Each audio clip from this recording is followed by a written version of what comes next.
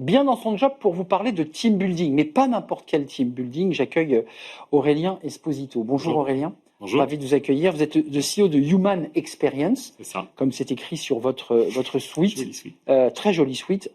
C'est intéressant parce que le team building, c'est un peu traditionnel. Très. Moment de rencontre, de fin d'année, de regrouper des équipes pour se retrouver. Mhm. Vous avez décidé d'un peu disrupter tout cela et de vivre une expérience. Comment ça marche ? Alors, on est parti du constat d'un chiffre très simple. C'est des chiffres de l'INSEE qui datent de 2022. 70% des gens n'ont pas envie d'aller en team building. Déjà, ça pose le cadre. Alors, la question, c'est ça. Oh. Pourquoi ? Alors, on a un marché qui n'a pas beaucoup bougé depuis 20 ans. Les activités, il n'y a pas eu de grande innovation. Et du coup, on a décidé de travailler là-dessus. Innovation, vous êtes sur l'humain, mais l'humain qui va être projeté dans une expérience, j'allais dire, en exagérant un tout petit peu, mais presque cinématographique. Il y a un scénario et vous écrivez une histoire. C'est ça, c'est exactement ça. Les 3 grandes données chez nous, c'est le fun, le mindset et la pédagogie. C'est-à-dire qu'aucune expérience ne sort du lab chez nous si elle n'a pas été travaillée pour faire progresser les gens, les faire s'amuser et les faire apprendre quelque chose. Et cinématographique, c'est très vrai parce qu'on a une régie complète qui pilote à l'arrière, un peu comme chez vous d'ailleurs, qui pilote à l'arrière les expériences, les acteurs et autres. Et donc tout ça est revu, redonné au client parce que c'est aussi, c'est un petit peu le film de mariage. Hein, Ouais. on récupère ce film et on revit aussi ce qu'on a pu ressentir. Et j'imagine que vous avez, sur catalogue des team building immersifs, mais que vous vous adaptez à chaque demande de client. Tout à fait. Le marché il est un petit peu compliqué parce que les prix ils ont baissé depuis quelques années aussi sur le prix moyen du team building. Donc on a des offres catalogues qui commencent à 45 €.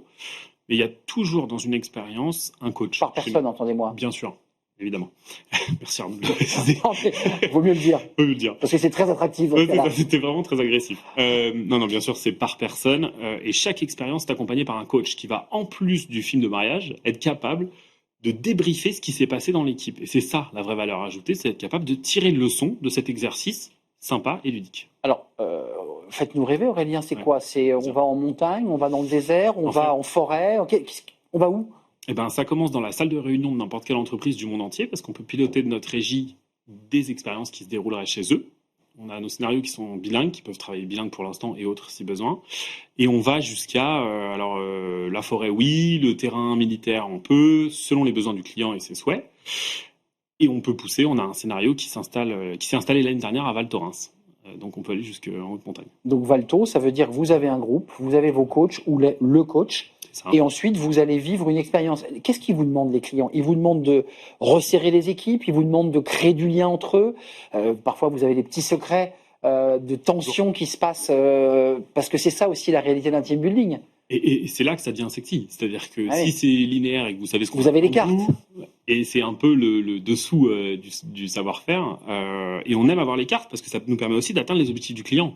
C'est-à-dire que plus on a de levier, nous, à l'arrière, plus on peut emmener les équipes vers une situation qu'on veut leur faire vivre pour tirer leçon de ça et grandir dans cette expérience. Ça peut être quoi ? Ça peut être des jeux, c'est des jeux immersifs, c'est quoi les outils que vous utilisez ? Alors, il y a plusieurs leviers dans le team building, parce que ce qu'il faut savoir aussi, c'est qu'on est aussi dans la formation. On a le team building et la formation, qui sont 2 métiers qu'on a croisés. On est Calliope, donc on est capable de souscrire à tous les prérequis de la formation. De la même manière, de manière fun. On utilise les leviers de la formation, du coaching, de l'accompagnement, mais aussi du fun, parce qu'on apprend bien quand on s'amuse. Parce que pour le coup, on prend du plaisir à le faire. Et de tout ce qu'on peut prendre en développement personnel, mindset et autres. Vous dites que les prix ont baissé, ça veut dire que les clients aujourd'hui, à une époque, ne regardaient absolument pas à la dépense. On louait une quarantaine de Porsche, on faisait des tours de circuit. Oui. J'ai l'impression que tout ça, ça a un peu baissé au profit de team building, je dirais plus managériaux, leadership, impliquant. Est-ce que c'est vers ça que les équipes ou les dirigeants vont, ou ceux qui achètent ? Oui et non. Oui et non, pourquoi ? Parce Ils veulent soit du fun total, soit... c'est exactement ça. Voilà, ras-le-bol, on s'éclate. Ouais, c'est ça. Ou on fait de l'apérothérapie, ce qui marche absolument pas sur une équipe. Si l'apéro suffisait à fédérer une équipe, on le saurait. Ouais. Ça fait quand même quelques paires d'années que les gens prennent des apéros. Oui, aussi, mais il faut en prendre, hein. Je dis pas que c'est... Mais en tout cas, ça règle pas les sujets. Ça règle pas les sujets de fond, quoi qu'il arrive. Il y a qu'avec des outils spécifiques, avec des coachs et des formateurs qu'on peut... Donc, soit ils vous disent on veut du fun total parce qu'on veut faire un break et on veut se retrouver autrement, soit vous y mettez des pincées à l'intérieur avec des messages qui passent du dirigeant, du RH. C'est ça l'idée. Hein. Ça, exactement. On a créé des scénarios sur mesure pour des grands groupes du bâtiment où on accompagne 200 personnes vers une idée commune. On leur fait vivre l'expérience, ils comprennent l'idée, on leur dit, voyez ce que vous avez vécu, c'est exactement votre quotidien, finalement, et vous y arrivez hyper bien, en réalité. Donc en fait, vous créez aussi des chocs. Oui. Ça, tout d'un coup, on se dit, voilà, donc vous leur faites faire le pas de côté pour qu'ils regardent autrement leur... Ouais, c'est passionnant. Toujours dans le respect de chacun et de l'utilisateur. Et de la Bien sûr, sécurité. quand on dit choc, il faut modérer le J'entends propos. bien. Mais par C'est contre, ludique, ça reste très ludique. Mais on crée une distorsion. Ouais. Et il y a des moments où vous dites à un client avant de nous quitter, non, ça je fais pas. Oui. Je fais pas le saut en parachute en faisant triple saut périlleux. Alors, mais ça, on a eu des demandes un peu particulières. Je donnerai pas de nom, bien sûr, mais des gens qui nous disent bon, bah alors j'ai des gens licenciés, vous pouvez m'organiser une expérience pour pouvoir avoir des arguments pour le faire. Absolument jamais on ne rentre dans ce terrain-là. On a une éthique et des valeurs très fortes, et du coup on reste dans ce qu'on sait faire. Parce que pour le coup, c'est un outil très puissant dans le changement.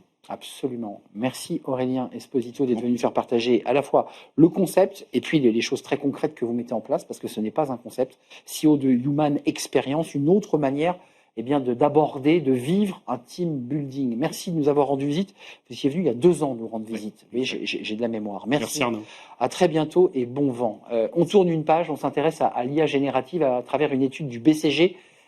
Comment s'approprient les salariés cette nouvelle technologie qui à la fois leur fait peur et qui commence à être de plus en plus présente dans notre quotidien. On en parle dans le cercle RH, c'est notre débat et j'accueille mes invités.